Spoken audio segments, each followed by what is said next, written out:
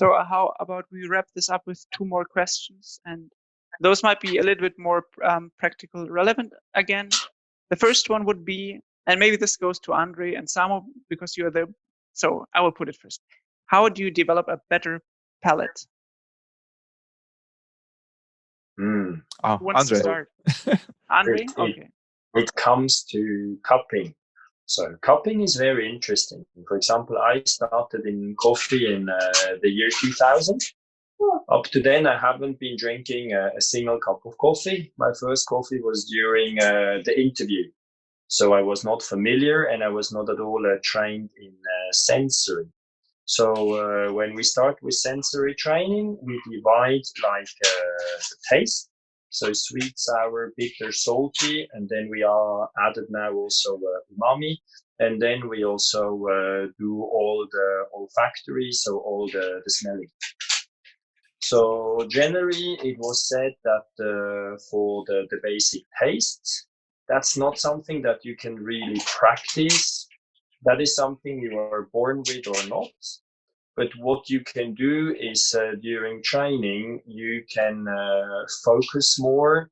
You can try to concentrate more. So you might be able to detect those basic tastes better because you train. And what you usually would do, you would have solutions. So you have a salt solution, a solution with caffeine for the bitterness, then the same also with sugar for sweetness, and so on. And you would have like 3, sometimes up to 4 different concentrations.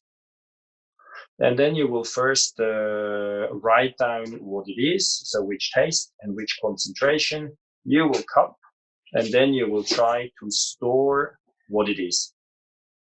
That is the first basic thing for the taste. And if you want to go on and make it harder, you can also start mixing the different solutions. So you can use, for example, the solution for bitterness and the solution for, or let's say, sweetness and acidity, and then you mix the two.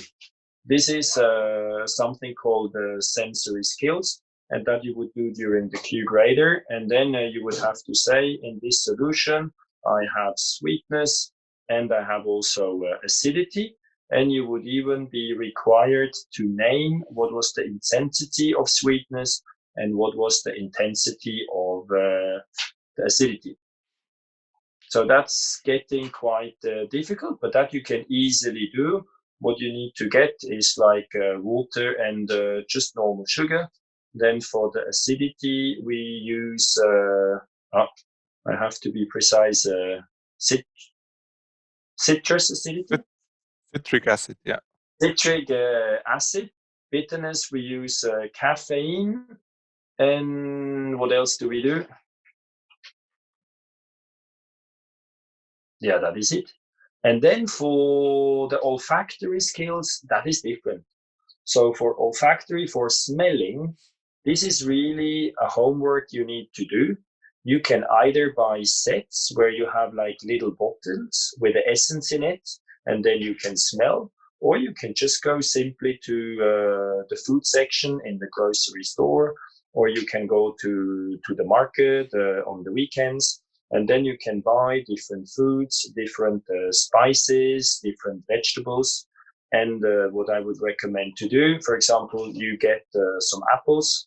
So you take the apple, you cut the apple, you start smelling the apple by still seeing the apple. So you can really start building up your olfactory memory.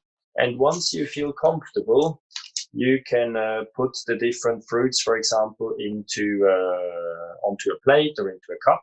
Then you close your eyes, and then you go back to those cups. So it will be blind. And then it's about recognizing smells that you have previously stored. So that's a super easy way to get familiar with the basic tastes as well as with smells. And once you are able, for example, for the smells and for the aroma, so you have them one next to each other, then you might even be able to mix, for example, apple together with lemon juice, So to start also getting familiar with more complex aromas. That's what I would do, and that's how I train. Great.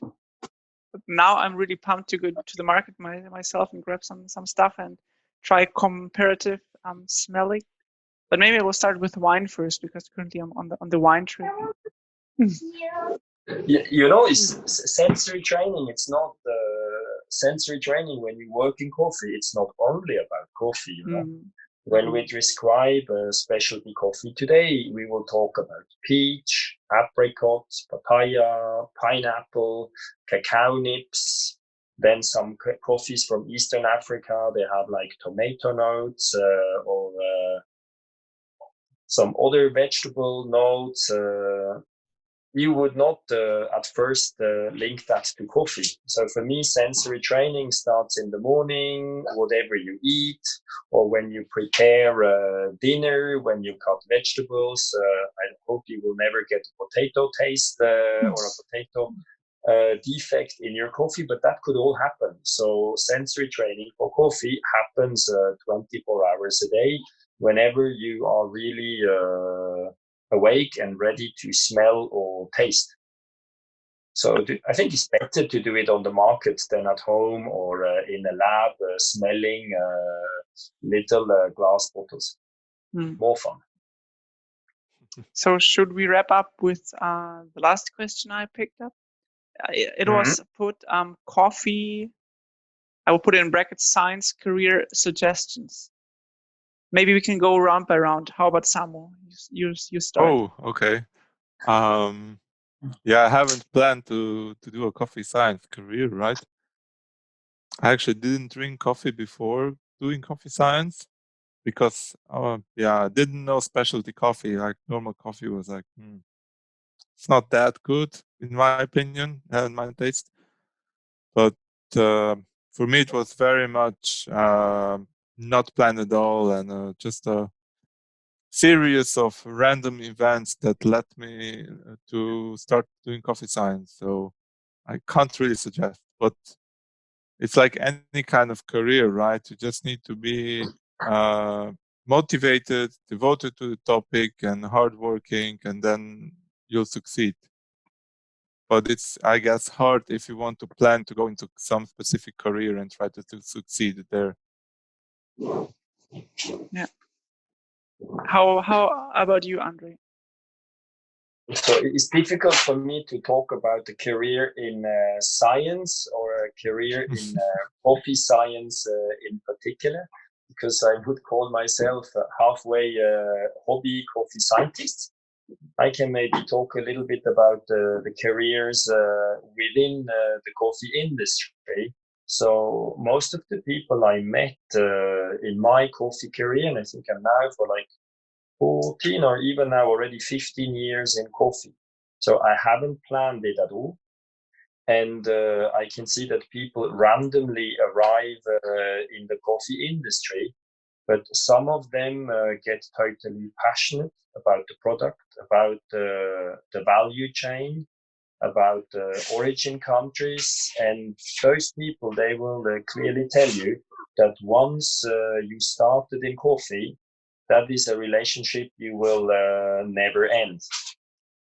And when I come to your lab, I mean, it's amazing. You would normally, when you look at scientists, you would say, okay, those are all like nerds, or they read books, they are not very social.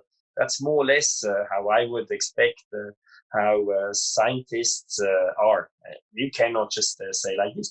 But when I come to your lab, you know, you're all very passionate. It's not that you guys push a button on a fully automatic coffee machine, or you use instant coffee because you don't know what to do. So you all have very good basic barista skills. So it seems even scientists get infected with this coffee virus that really keeps you then in this beautiful industry. And when I also look what you have and what you do on a daily basis in your lab, so it's amazing. So you have people working at origin, or they are more involved when it comes to green coffee or fermentation or mechanics. Then you have people, they think or they work on the roasting, other ones on the extraction. So coffee, I mean, whenever you think you know it all, you open another door, and there is so much more to learn and to explore, and for scientists to research. I think for you guys, coffee science work will never end. Hopefully. And maybe I can tell from my side, or maybe I will start first off.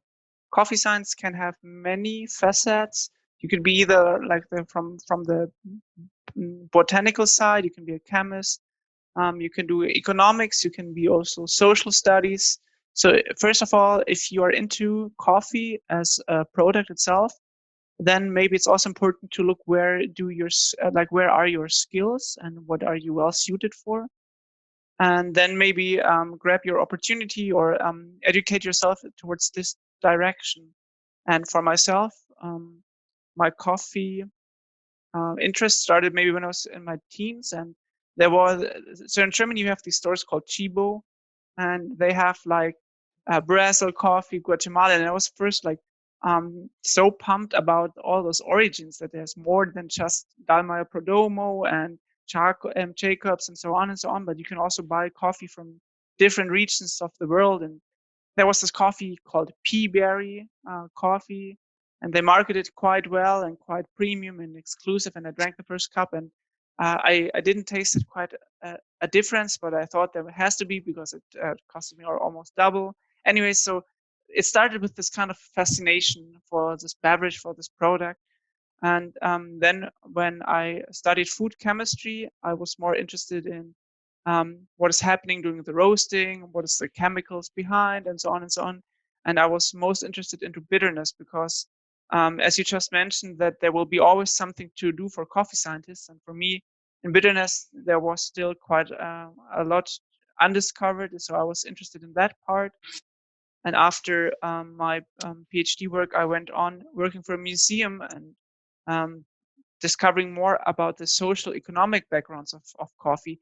What is all about the coffee machines, coffee makers, coffee culture, baristas. This is like, coffee is just like such a wonderful product. So many million of lives around the globe are living from coffee. And now I'm back in coffee science and analytical chemistry, analytical science in coffee.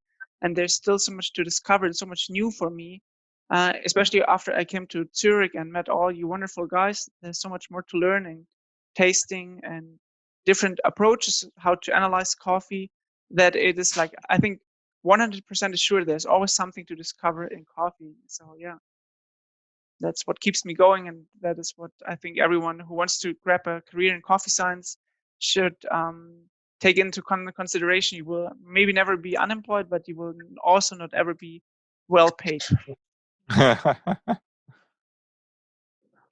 And yeah, Wow. how about we keep it with that? And there's a lot of questions still unanswered. I thought we will be quicker. And yeah, we do this another time, another day, and I will cut down this call.